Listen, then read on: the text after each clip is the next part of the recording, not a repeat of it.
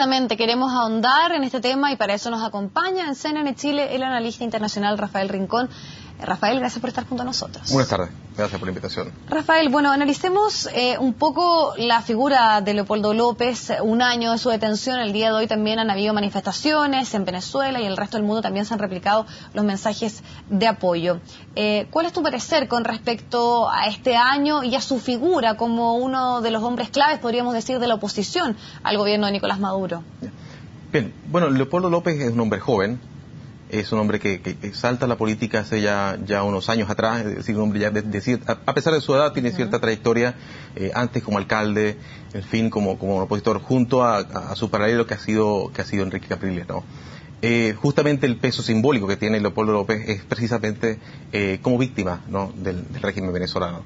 Leopoldo cae ya hace un año preso, además que lo hace voluntariamente, se entrega a las autoridades, y a sabiendas de que esto es lo que le iba a tocar, pues, es decir, muy probablemente estar meses, pero no sé si sospechaba que iba a estar tanto tiempo, pero que iba a estar un buen tiempo encerrado en un sistema que no le garantizaba ningún tipo de proceso justo, ¿no? Y ese es básicamente el asunto, ¿no? Y Leopoldo es, además de eso, en Venezuela hay ciertos simbolismos también con algunas cosas, ¿no? Por ejemplo, el régimen venezolano siempre utilizó la figura de Bolívar como una cuestión fundamental de esto, claro. Y Leopoldo López justamente tiene una característica, y es que ha empleado también un poco eso, ¿no?, en el sentido de que Leopoldo además desciende aparentemente de la misma familia de Bolívar, y eso lo han utilizado un poco con ese fin, ¿no? Ahora también sería interesante, para poner en contexto, cuáles son las razones para que tal vez la gente entienda de que Leopoldo López está en la cárcel. O sea, tú constatas que finalmente que él se entrega, pero hay también una serie de acusaciones que tienen que ver con los llamados y las marchas y las manifestaciones que él encabezaba. Tiene que ver un poco con eso. Hay que entender primero una cosa, ¿no? En un país donde no existe la separación de poderes, y donde existe lo que se llama la justicia revolucionaria, es decir, una justicia no al servicio de ciertas instituciones o del imperio de la ley o del Estado de Derecho, sino una justicia al servicio de un proyecto político. Efectivamente es un sistema donde no puede haber ningún tipo de garantías, ¿no? Es precisamente por eso es lo que ocurre cuando Leopoldo López se entrega es precisamente a un sistema que no le garantizaba ningún tipo de proceso justo, ¿no? Hay una cantidad de acusaciones, pero son las mismas acusaciones que utilizan, muy parecidas, para otros dirigentes opositores: terrorismo, traición a la patria, cosas por el estilo, a veces algunas muy rimbombantes, ¿no? Puede haber intentos de magnicidio, que esa es una clásica que más o menos siempre ha estado presente. En fin, ese ha sido más o menos, no es algo nuevo. Es decir, Leopoldo López es uno más de varios, lo que pasa es que además que es un hombre con mucho más peso, ¿no?, que otros quizás que son menos conocidos. Pero hay varias personas que están también detenidas, sí, en prisiones, y que tienen cargos muy similares a ese.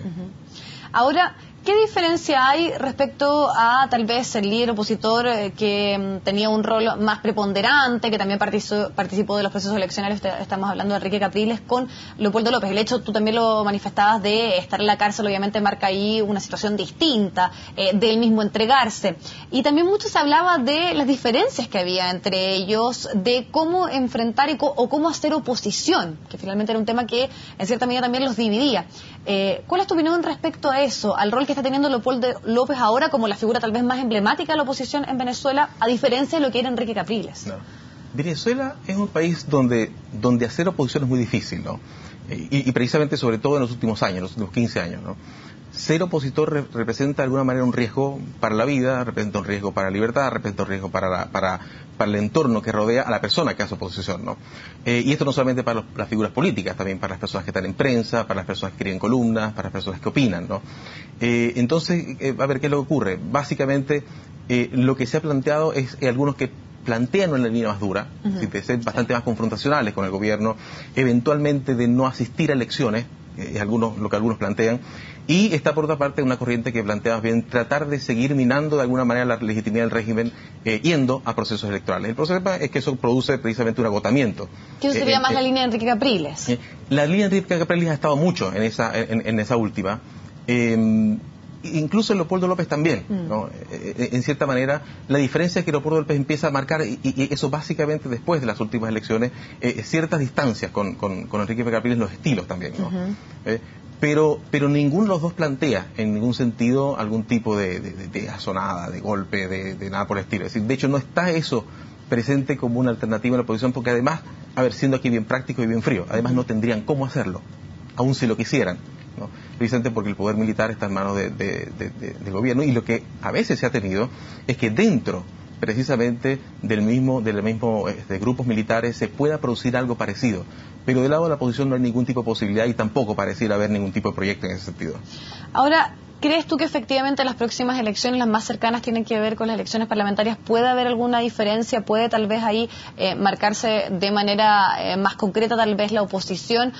Sobre todo por la situación social que se está viviendo en este momento en Venezuela. Para muchos está un poco la diferencia respecto a la forma en que gobernaba Hugo Chávez con lo que está viviendo en este momento Nicolás Maduro, sobre todo por el tema del desabastecimiento, y sectores populares que finalmente siempre históricamente han apoyado al chavismo están en este momento tal vez con un mayor descontento por la situación que viven en el día a día. ¿Esto se pudiese manifestar en las próximas elecciones efectivamente? El problema es que eso pudiera manifestarse cuando el sistema es confiable. Es decir, y cuando efectivamente la gente confía en el sistema, va a votar y se sabe que esos votos van a producir números fieles a la realidad, ¿no? Venezuela, de los últimos 15 años no se ha resuelto nada en elecciones, más allá de lo simbólico. A veces se ha resuelto mucho más en las calles, en el sentido de las manifestaciones, si son tan más o menos multitudinarias, pero las elecciones en realidad siempre ha sido un mecanismo que incluso en algunos momentos le ha servido al gobierno para decir, ven, nosotros hacemos elecciones. Entonces ahí hay un problema. Ahora, lo que sí está ocurriendo ahora es que al no estar Chávez, una figura que manejaba con más habilidad política las cosas, ¿no? Sí se producen ciertos problemas para Maduro, y además que Maduro empieza a tener un asunto distinto también, es que no solo tiene opositores fuera del chavismo, sino dentro del chavismo también. Que esa es una diferencia de lo que no ocurría con Hugo Chávez. Chávez era mucho más unificador, ¿no? Él era una figura que unificaba el chavismo, Maduro no. Aparentemente eso no ocurre, ¿no? Entonces ahí hay otro asunto. Y el otro asunto que es importante, los precios del petróleo. En Venezuela los precios del petróleo son mucho más importantes por el peso que tiene precisamente este asunto en el poder del Estado, ¿no? Y muchas veces mucho más importante que ciertas cosas electorales, ¿no? En fin, hay que considerar ese tipo de cosas, más también el entorno internacional. El proyecto internacional de Chávez, que en algún momento tuvo, que en 2009 llegó a su cúspide, digamos, con lo que ocurrió en Honduras, con Zelaya, empieza a entrar en declive también. Entonces Venezuela se empieza a quedar aislada, más desprestigiada, ¿no? Menos acompañada por el entorno internacional. Y en ese sentido, ¿cuál es tu opinión respecto a la comunidad internacional? Porque vemos que el propio presidente de Estados Unidos, por ejemplo, figuras relevantes a nivel mundial, han manifestado su oposición o se han manifestado a favor de Leopoldo López, entregándole su apoyo. Y también te lo pregunto por el rol de la comunidad internacional al momento de justamente participar de estos procesos eleccionarios, cuando hay veladores internacionales que están en esto, y finalmente es lo que le entrega a Nicolás Maduro la razón de decir, bueno, estas son elecciones que cumplieron con ciertas garantías, así por ejemplo lo constataron los observadores internacionales. ¿Qué pasa con el rol, a tu parecer, respecto de la comunidad internacional a los hechos y las denuncias que hay respecto a lo que sucede en Venezuela? Claro, el problema es que la comunidad internacional, primero hay que ser muy claros en algo, tiene un poder muy limitado para hacer ciertas cosas, ¿no? Y más allá de cuestiones simbólicas, de declaraciones, sanciones y cosas por el estilo, ¿no? Definitivamente yo creo que lo que pasa en Venezuela se va a resolver en Venezuela, ¿no? Básicamente entre los venezolanos, entre las cosas que puedan pasar al interior del chavismo, ¿no? En 15 años, como le digo, la comunidad internacional ha jugado un rol muy declaraciones, ciertas sanciones a veces más simbólicas que reales, ¿no? Hay que tomar en cuenta también la influencia que tiene Chávez, sobre todo en ciertos países, ¿no? El hecho de ser una potencia petrolera, o por lo menos, si no una potencia en términos de cantidad, por lo menos esa facilidad que tiene, le ha permitido tener ciertos apoyos más o menos incondicionales en los foros internacionales. Y eso se nota en cosas como que, por ejemplo, se vaya a votar algún tipo de sanción, y claro, hay ciertos países que no van a hacer nada contra Venezuela. Eso se denota mucho, sobre todo en el Caribe, en los países donde Venezuela tiene bastante más influencia, ¿no? De manera que la comunidad internacional hay que en ese sentido tomarla con mucho cuidado, ¿no? No es mucho tampoco lo que pueda hacer, va a ser más decisivo lo que ocurre dentro. Perfecto. Bueno, Rafael, te queremos agradecer tu tiempo con nosotros para hablar respecto a la figura de Leopoldo López y también de lo que sucede en Venezuela. Que esté muy bien, muchas gracias. Muchas gracias por la invitación.